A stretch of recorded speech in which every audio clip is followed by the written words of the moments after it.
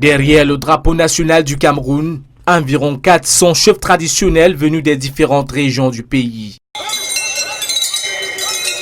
Sous la pluie, ils convergent sur les rives du Vouri pour d'après eux conjurer le sort qui accable le Cameroun depuis plus de 3 ans. Et jusqu'ici, les chefs traditionnels étaient restés en réserve, silencieux, en sachant qu'il y avait des exactions dans le sud-ouest, dans le nord-ouest. Les chefs ont décidé de sortir de cette réserve. Et nous avons reçu de nos ancêtres un ensemble de forces particulières, naturellement. Et aujourd'hui, nous avons décidé de région par région, tout d'abord de montrer la force de la tradition.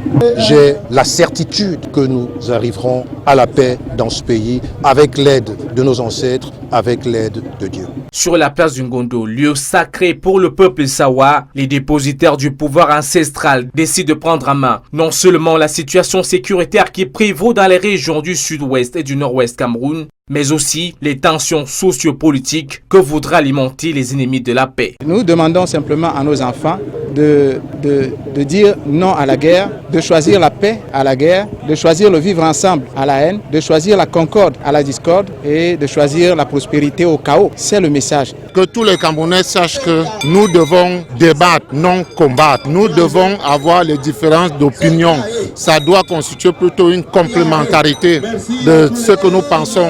Nous devons pas verser du sang dans notre territoire. Le Cameroun a trop souffert comme ça. Et nous demandons aussi à nos enfants qui sont dans la diaspora de se ressaisir, éviter que le Cameroun ou alors les Camerounais puissent s'embraser, qu'on évite ça. Nous disons non à l'ingérence, que les Camerounais eux-mêmes s'asseyent pour résoudre ce problème. Pour les chefs traditionnels, les problèmes que rencontre le Cameroun ces derniers temps sont d'autres spirituels. Alors, il faut convoquer les ancêtres.